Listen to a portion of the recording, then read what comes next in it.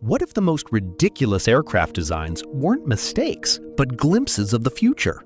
Planes with spinning wings, tilting engines, and shapes that look like they should never leave the ground. And yet, some of them didn't just fly, they changed aviation forever. So the question is, how far can engineering go before it breaks reality? At first glance, the XC-142 looks like a normal cargo plane, until the entire wing rotates. Not just the engines, the whole wing. Imagine sitting in a bus, and suddenly the entire roof tilts upward to turn it into a helicopter. That's exactly what this aircraft did. Its 4 massive propellers could lift it straight up like an elevator, then tilt forward to fly like a conventional plane. But controlling it was a nightmare.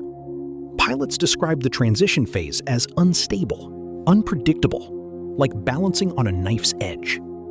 It worked, technically, but complexity killed it. And yet, this idea didn't disappear, because someone else would take this concept and finally make it practical. The V-22 Osprey is what happens when engineers refuse to give up. It takes off like a helicopter, then transforms mid-air into a turboprop airplane. Its rotating engines allow it to do both. Think of it like a drone that suddenly becomes a passenger plane mid-flight. But getting here was brutal. Early versions crashed. Critics called it dangerous, even impossible.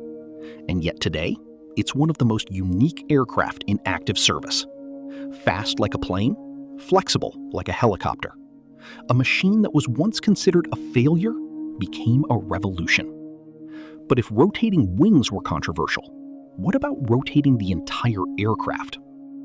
The Pogo doesn't take off from a runway. It stands on its tail, straight up.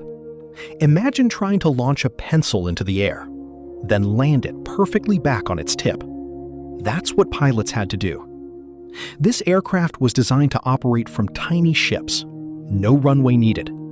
It could take off vertically, fight, and return the same way.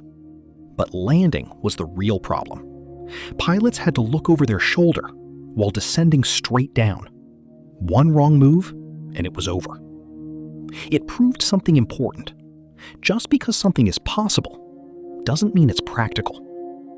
Still, engineers weren't done experimenting with vertical flight. Because what if, instead of balancing on the tail, you could hide the wings entirely? The X-13 Vertijet didn't just take off vertically. It launched from a wall. Yes, a literal vertical platform. And instead of landing on wheels, it hooked itself back onto that platform mid-air, like a jet, catching a wire. Imagine parking your car by hanging it on a wall, perfectly aligned. That's how precise this had to be. It worked, but it demanded extreme pilot skill and perfect conditions. In real-world combat, it was simply too risky.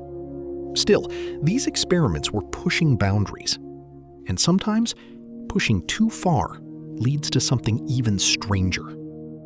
9 wings, 3 stacked layers, repeated 3 times.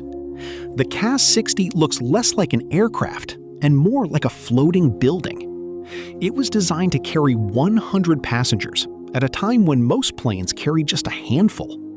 To put that into perspective, this was like trying to build a modern airliner in the 1920s. On its first major test flight, it briefly lifted off the water. Then, it crashed hard. The structure couldn't handle the stress. The dream ended almost immediately. But the idea behind it, that aviation could scale, that planes could carry masses of people, that part came true. Some of these aircraft failed spectacularly. Others quietly shaped the future. But all of them asked the same question. What happens if we ignore the rules? So tell me, which of these designs surprised you the most? And which one would you actually trust to fly?